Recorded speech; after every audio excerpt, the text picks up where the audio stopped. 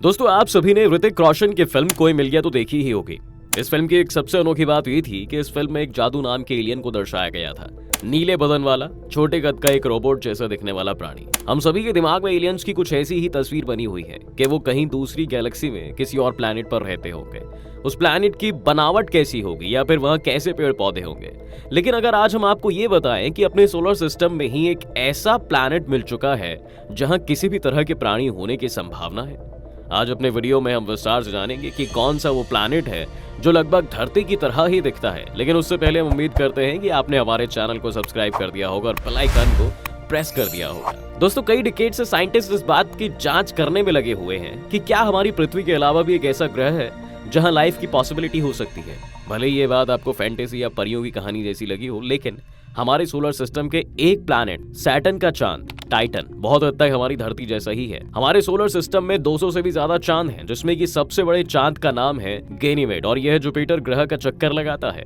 इसके बाद आता है सैटर्न ग्रह का एक चांद जिसका नाम है टाइटन। यह सोलर सिस्टम का दूसरा सबसे बड़ा चांद है और यह हम इंसानों के लिए काफी खास भी है, क्योंकि यह इकलौता एक ऐसा चांद है जिसके पास बहुत डेंस और बिल्कुल एक ग्रह जैसा एटमॉस्फेयर है। पृथ्वी के मुकाबले 600 किलोमीटर ज्यादा ऊंचा एटमॉस्फेयर होने के कारण 1980 तक वैज्ञानिक यह मानते थे कि टाइटन ही हमारे सोलर सिस्टम का सबसे बड़ा चांद है। लेकिन 1980 में जब वोयाजर स्पेसक्राफ्ट टाइटन के पास से निकला, तब पता चला कि दरअसल ये जुपिटर के चांद गैनीमेड से छोटा है। 2004 में कैसिनी स्पेसक्राफ्ट को टाइटन के बारे में और ज्यादा जानकारी इकट्ठा करने के लिए भेजा गया था, जिसके द्वारा हमें पता चला कि टाइटन के एटमॉस्फेयर में मीथेन और नाइट्रोजन की बहुत तेज हवाएं चलती हैं, जिसमें लाइट भी पैदा होती है। अगर आपको नहीं पता है तो बता दें कि ऐसे ही कुछ हमारी पृथ्वी पर भी होता है।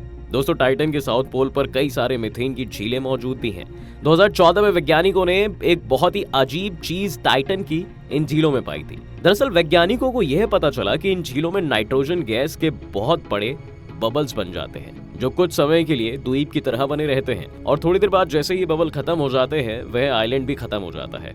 वैज्ञानिकों ने इन द्वीपों को मैजिक आइलैंड का नाम दिया है। टाइटन का सबसे ज्यादा एरिया हाइड्रोकार्बन से बने हुए टीलों से ढका हुआ है। इसके सरफेस पर मीथेन लिक्विड स्टेट में मौजूद है, जिसकी वजह से यह कभी कभी भाप बनकर बादलों में बनती है और कभी कभी तो मीथेन की बारिश भी इस चांद पर देखने को मिलती है। दोस्तों, इसकी शेप की बात करें तो टाइटन का डायमीटर करीब 5150 मीटर का है और लगभग मंगल ग्रह के बिल्कुल बराबर है। इसके सरफेस का टेम्परेचर -179 डिग्री सेल्सियस है, जो पानी को बिल्कुल पत्थर की तरह मजबूत बना देता है और मीथेन जैसी गैस को लिक्विड। इसके सरफेस का प्रेशर हमारी पृथ्वी के सरफेस के प्रेशर से हल्का सा ज्यादा है। बात की जाए अगर इसके ऑर्बिटल पीरियड की, तो टाइटन सैटर्न ग्रह का एक चक्कर पृथ्वी के 16 दिनों के बराबर समय में पूरा कर लेता है। अपने ग्रह से ज्यादा पास होने के कारण ये हमारे चांद की तरह ही लॉक्ड है, जिसका मतलब है कि टाइटन की एक तरफ का सरफेस हमेशा सैटर्न ग्रह के सामने ही रहता है और दूसरी उससे दूर। वैज्ञानिक मानते हैं दोस्तों कि टाइटन की आज की कंडीशंस इसे भविष्य में इंसानों के रहने के लिए और भी ज्यादा खास बना देगी। कई सारे मैथमेटिकल मॉडल्स के द्वारा ये साबित भी किया जा चुका है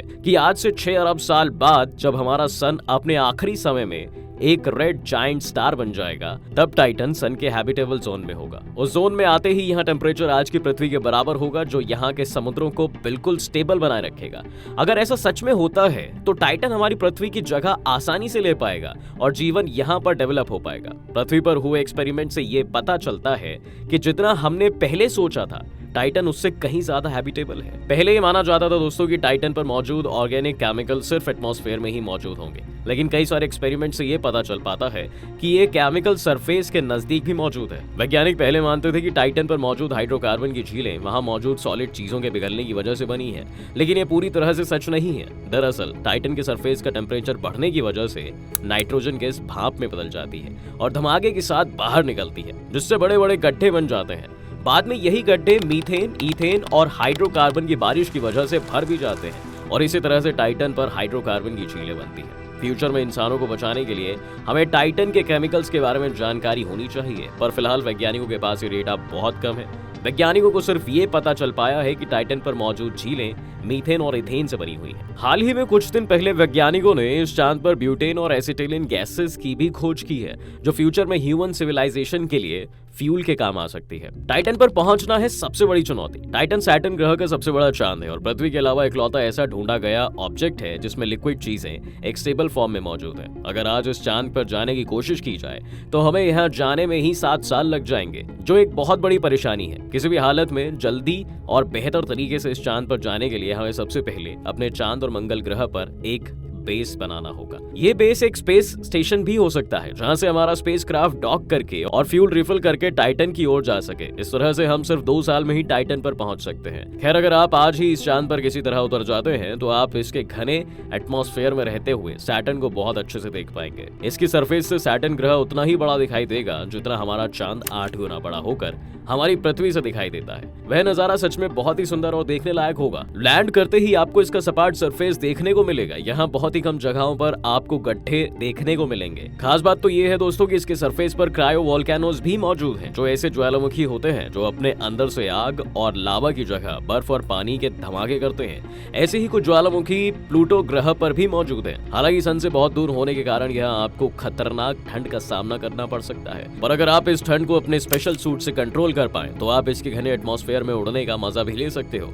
और एक हल्की सी जंप आपको इस ग्रह पर एक पंछी की तरह उड़ने का मौका देगी, जो अपने आप में बहुत ही अनोखा एक्सपीरियंस होगा। टाइटन पर मिला एक विशाल समुद्र। खैर, हाल ही में वैज्ञानिकों ने टाइटन पर एक समुद्र की खोज की है और उनका मानना है कि यह 1000 फीट से भी ज्यादा गहरा हो सकता है। इस समुद्र का नाम है क्राकेन मेयर। यह समुद्र पूरी तरह से लिक्विड मीथेन और एथेन से बना हुआ है और यह टाइटन के नॉर्थ पोल पर मौजूद है। आपको बता दें कि इस चांद पर मौजूद सबसे बड़ा समुद्र है और वैज्ञानिकों का कहना है कि यह समुद्र इसके सेंटर में कम से कम 1000 फीट गहरा होगा और इसका फैलाव कम से कम 4 लाख स्क्वायर किलोमीटर होगा और आकार में यह भारत के सबसे बड़े राज्य राजस्थान से भी ज्यादा बड़ा है।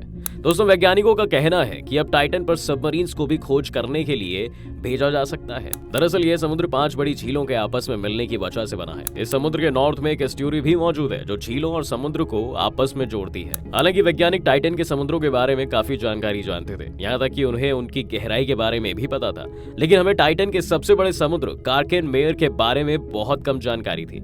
आपको बता दें, यह समुद्र टाइटन पर मौजूद सारे लिक्विड का 80% है और इसलिए यह इतना ज्यादा खास है।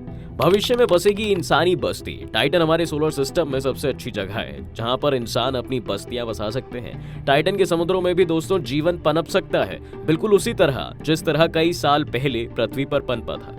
जैसे हमारी पृथ्वी पर सारे जीव ऑक्सीजन गैस को अपने अंदर लेते हैं और उसका ग्लूकोज के साथ रिएक्शन कराते हैं और अंत में कार्बन डाइऑक्साइड गैस का रिलीज करते हैं, वैसे ही टाइटन पर रहने वाले जीव ऑक्सीजन की जगह हाइड्रोजन गैस को अपने अंदर लेंगे और उसका ग्लूकोज की जगह एसिटिलीन नाम के केमिकल से रिएक्शन कराएंगे और कार्बन डाइऑक्साइड की जगह मीथेन गैस को बाहर निकालेंगे। हमारी पृथ्वी पर ऐसे कई सारे जीव हैं दोस्तों जो इस प्रोसेस को अपना जीवन चलाने के लिए फॉलो करते हैं। ऐसे जीवों को मीथेन ऑर्गन्स कहा जाता है क्योंकि यह मीथेन और पानी को बाहर छोड़ते हैं। देखा जाए तो बस्तियां बसाने के मामले में टाइटन मंगल ग्रह से कई गुना ज्यादा अच्छा है, लेकिन क्योंकि मंगल हमारी पृथ्वी के ज्यादा नजदीक है, इसलिए सबसे पहले हमें वहीं पर बस्तियां बनानी होंगी और उसके बाद अपनी टेक्निक को बढ़ाने के बाद ही हम टाइटन पर जा सकते हैं। टाइटन हमारी पृथ्वी से काफी दूर मौजूद है और यही बात इसे हम इंसानों की पहुंच से बाहर बनाती है। टाइटन तक संपर्क बनाने के लिए हमें बहुत तेज चलने वाले स्पेस क्राफ्ट की जरूरत है, जो फिलहाल हमारे पास नहीं है और आने वाले कुछ दशकों तक होंगे भी नहीं।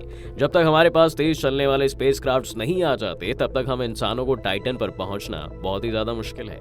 लेकिन ये बात बिल्कुल सच है कि आने वाले भविष्य में इंसान टाइटन पर भी रह रहे होंगे, क्योंकि बहुत जल्द ही हम इंसान टाइप 1 सिविलाइजेशन बन जाएंगे, जिसका मतलब यह है कि हम अपने ग्रह पर पूरी तरह से कंट्रोल पा लेंगे और यह करने के बाद हम सीधे अपने सोलर सिस्टम को अपने कब्जे में लेने के लिए काम करना चालू करेंगे। फिलहाल पृथ्वी पर आने वाले 1 अरब साल तक कोई बड़ा खतरा नहीं है। ऐसे में ह्यूमन सिविलाइजेशन आने वाले फ्यूचर में टाइटन के अलावा भी कई ग्रहों और चंद्रमाओं को खोज कर उन पर भी बच सकती है। बहरहाल, अगर आपको हमारी ये वीडियो पसंद आई है तो इसे लाइक और शेयर किए बिना बिल्कुल भी ना जाएं और साथ ही हमारे फेसबुक पेज को भी लाइक करें।